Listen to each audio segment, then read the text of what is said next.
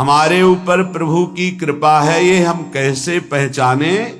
तो ये 8 लक्षण प्रकट होने लगते हैं जिस पर हरिजू की प्रियाजू की कृपा है।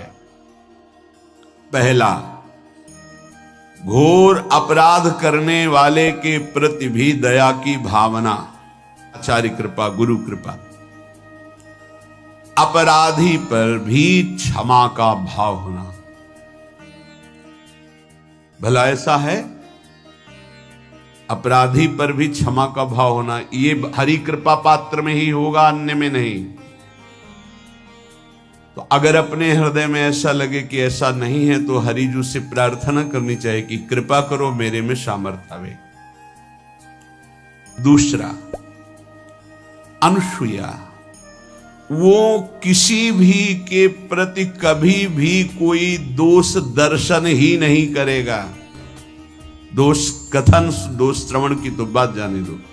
अनुसूया, दूसरों के गुणों में दोष ढूंढना ये नहीं होता, हरि कृपा पात्र में ये नहीं होता, ये सब भजन के नाम। अनुसूया, किसी के सद्गुणों में दोष देखना, गुणों में दोष ढूंढना, ये हरि कृपा पात्र में नहीं होता। ये बहुत मंगलमयी बातें हैं जिससे हमारा भजन मार्ग पुष्ट होता है। तीसरा, वो बाहर से और भीतर से पवित्र रहता है, हरि कृपा पात्र। शौचाचार का ज्ञान होना चाहिए, वस्त्र आपके पवित्र होने चाहिए, ये बाहरी, जल रज आदि के द्वारा बाहरी पवित्रता, और निष्कपटता, निश्चलता, सत्य भाव, ये अंदर की पवित्रता है। अगर कपट है, छल है, असत्य है तो हृदय मलिन रहता है। भीतर और बाहर से पवित्र रहे। बोले जो पुंडरीकाक्ष भगवान श्री हरि का प्रियाजू का स्मरण करता रहता है वो शवायाभ्यंतर शुचि, वो बाह्य और अभ्यंतर दोनों से पावन रहता है। तीसरी जो कृपा का लक्षण है, अर्थात वो सदैव भगवत चिंतन परायण, शौचाचार का पालन करने वाला, बाहर और भीतर से हरि कृपा पात्र पवित्र रहता है।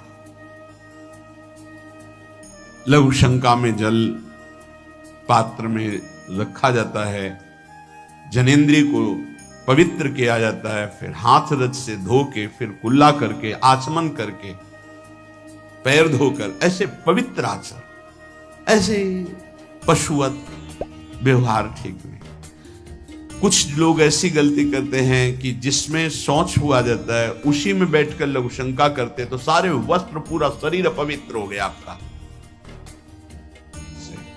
लघु शंका ऐसे करें कि आपके पैरों में, वस्त्रों में छिट्टी ना पड़े, पवित्र रहें। हर समय हमें पवित्र मंत्र जपना है, नाम जपना है, श्री की सेवा में रहना है। बहुत जल्दीबाजी खड़े खड़े लघु शंका की, छिट्टियां पड़ रही, बस ऐसे चल दिए, वो पशुवत आचरण भगवत मार्ग में नहीं चल पाओगे। वो अंदर तुम्हारे व्याकुलता पैदा करता रहेगा, भोगों की, संसार की। शौचाचार का बहुत बड़ा फल है, शरीर राग छूट जाएगा, ये बात समझ लो। शरीर राग छूट जाएगा। शरीर संबंधी पवित्रता शरीर राग छोड़ा देती है, आंतरिक रहस्य है ये। चौथा, ऐसे कार्यों का अनुष्ठान न करे जिनमें हमारा भजन छूटता है, जिनमें सत्य छूटता है, जिनमें भगवत भाव छूटता है। जैसे आपके ऊपर कृपा हुई, आप भगवत मार्ग में चल रहे हैं, अब आप ऐसे संसारिक कार्यों का अनुष्ठान कर रहे हैं जिनमें आपकी चित्तवृत्ति बिल्कुल भगवत विमुख हो रही, तो जीवन का लाभ क्या होगा? लाभ तो है भगवत स्मरण से का पालन करने की इच्छा करते हो, धर्म आचरण करते हो, ऐसा नहीं। तो विरत बहुकर्मा, उन कर्मों से हमें विरत रहना है जो हमारे धर्म के विरुद्ध है, जो भजन के विरुद्ध है। हरि कृपा पात्र ऐसे कर्मों का अनुष्ठान कर ही नहीं सकता। और शारीरिक श्रम इतना जिससे हमारा भजन का तार ना टूटे। जब भजन का अभ्यास किया जाता है तो हर कार्य को सुचारू रूप से करते हुए एकाग्रता भजन में रखी जाती है। हम वो कार्य जल्दी से कर ही नहीं सकते जिसमें भजन छूट जाए और कार्य पूरा हो। नहीं, हम कार्य करेंगे, हमें छोड़ दीजिए, हम अपने चिंतन से युक्त होते बिल्कुल कार्य करेंगे। जैसे पोछा लगाना है, बिल्कुल बढ़िया लगेगा, लेकिन आपको सर से घुमा दे वैसा नहीं होगा। आप छोड़िए और जाइए, हटिए, और वो अपने ढंग से लगाएगा और एकदम क्लीन करके। यही उपासक का लक्षण होता है। जो कार्य करेगा सांगोपांग करेगा, पर वो बहुत मस्ती से होगा, क्योंकि उसका भगवत चिंतन चल रहा है। अधिक ऐसे जिससे हमारा चिंतन छूट जाए, थोड़ा संयम में आना चाहिए। ये भगवत कृपा पात्र का लक्षण है। अपने भजन का फल देखना, भगवत कृपा पात्र के सबको प्रदान कर देना। हिम्मत है। अपने भजन, इतनी मेहनत से किया हुआ भजन, भजन होने के बाद, हे प्रभु इस भजन का फल हो, सर्वे भवन्तु सुखिना सर्वे सन्तु निरामया। सबको जे भी कहा सर्वे भवन्तु सुखिना, तो सर्वत्र विराजमान भगवान वही पलटकर अनंत रूपों में आपके ऊपर बरस पड़ेंगे। ये आंतरिक रहस्य है। हमने जो भजन किया वो एक सीमा में था, और जब हमने संपूर्ण विश्व को दे दिया तो असीम बनकर वापस हुआ। ये भाव न समझ में, अगर ये भाव न कहे तो एकदम लगे हम अपना भजन क्यों दे दें सबको। उस सर्वात्मा में विराजमान जो हमारा प्रभु है, उसी को समर्पित कर। सर्वे भवन्तु सुखिना, तो वो सब पलटकर सब जगह से वापस आया, सबका आशीर्वाद आया, और वो महान बनता चला गया। ये लाभ है, आंतरिक लाभ है। अगर तुम्हारा भाव ऐसा न बनता हो तो आप प्रभु को तो अर्पित करते ही है ना, तो वही प्रभु सब में विराजमान है। ऐसा भाव करके सर्वात्म स्वरूप भगवान को हमारा भजन समर्पित है। सब रूपों में प्रभु विराजमान है। ये हरि कृपा पात्र का लक्षण चल रहा है। और छठवां, अपने भजन से अपने लिए कुछ भी ना चाहना, और दूसरों की तो बात जाने दो, दूसरों से कुछ ना चाहना ये तो ठीक है। अपने भजन से अपने लिए कुछ ना चाहना है हिम्मत। देखो ये हरि कृपा पात्र में हिम्मत होती है।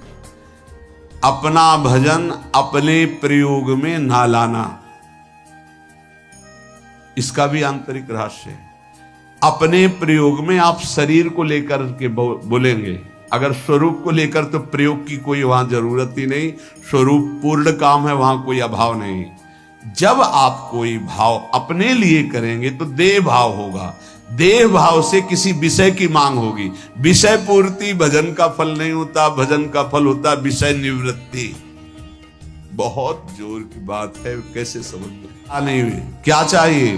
भजन ही बनता रहे, भजन का फल भजन बनता रहे, खूब निरंतर जप करते रहे। सातवां, किसी भी मान सम्मान कीर्ति पद प्रतिष्ठा के मिलने पर हृदय का असंतुष्ट हो जाना, यह हरि कृपा पात्र का लक्षण होता है। प्रणाम नमस्कार जय हो तो हृदय में असंतुष्ट हो जाना चाहिए। कोई किंचन मात्र अभिमान न उदय हो जाए। प्रभु बचाओ, ये माया की चकाचौंध से बचा लो नाथ। कौन सा अपराध बन गया कि आपकी जय की जगह यहां हमको ऐसा सुनना पड़े।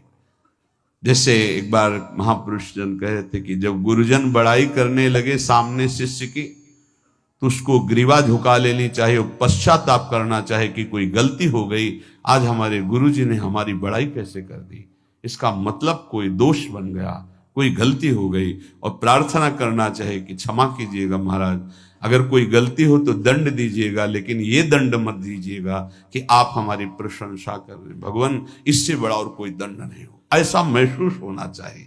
सम्मानम कलयाति घोर गरलम, ये हरि कृपा पात्र का लक्षण है। नीचापमानम सुधा, नीच पुरुषों द्वारा किया हुआ अपमान अमृत के समान लगे और सम्मान विष के समान लगे। मान प्रतिष्ठा कीर्ति जिसके लिए बड़े बड़े लालायित रहते, हरि कृपा पात्र को विष की तरह चुभती है। और आठवां, किसी भी प्राणी समुदाय से संबंध ना रखते हुए सब पर दया की भावना, सब पर कृपा की भावना, सब पर करुणा मैत्री, पर किसी से ममता नहीं। ये सूत्र बहुत व्यवहार में प्रयोग करने योग्य है। सबसे करुणा और मैत्री, पर किसी से ममता नहीं। करुणा तो करी भरत जी ने, मैत्री भी की मृग से, पर ममता रहित नहीं रहे। ममता कर ली तो अगला जन्म हिरण का हो गया। ममता नहीं रखनी। निर्ममो निरहंकारा। करुणा मैत्री तो करनी है, जैसे इसमें आदेश है, गीता में जी आदेश है, अद्वेष्टा सर्वभूतान मैत्र करुण एवच, पर निर्ममो निरहंकारा, ये साधक की चतुरता है। प्राण मात्र पर दया, कृपा, करुणा, मैत्री, पर ममता नहीं। ममता किसी से, और यहां करुणा मैत्री ये तो गायब हो गई, केवल ममता रह गई है। अपने शरीर से ममता, शरीर संबंधियों से ममता, विषय भोगों से ममता, यही जहर है।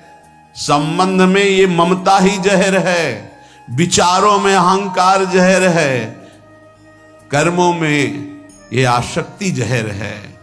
इसी जहर को मिटा दे तो जीवन मुक्त महापुरुष कर्म करते हुए, विषय सेवन करते हुए, वार्ता करते हुए, विचार करते हुए, बिल्कुल जहर रहित तो उसका जीवन हो गया। तो ये 8 बातें हरि कृपा पात्र में होती, इनको बार बार सुनना, हृदय में धारण करना। तो होता है हरि कृपा पात्र होता है, उसमें ये 5 बातें कभी नहीं जागृत होती, स्फुरित ही नहीं होती। पहला, किसी से ईर्ष्या। दूसरा, किसी से घृणा। तीसरा, किसी से भयभीत हो जाना। चौथा, भजन, सेवन, नृत्य, गायन आदि में लज्जा लगना। पांचवा, किसी की निंदा करना। ये नहीं होती। महापुरुषों की पहचान है। सिद्ध महापुरुष 3 प्रकार के होते हैं। एक होते हैं आचार्य कोटि के, सात्विक विचार वाले। एक होते हैं भ्रष्ट आचरण वाले। एक होते पिशाचाचरण वाले। और तीनों सिद्ध हैं। बहुत बड़े महापुरुष पूज्यपाद उड़िया बाबा जी हैं, वही रहस्य का प्रकाश कर सकते थे, अन्यथा बिना ब्रह्मबोध महापुरुष के ऐसा नहीं। तीनों सिद्ध हैं, तीनों भगवत प्राप्त है। सात्विक आचार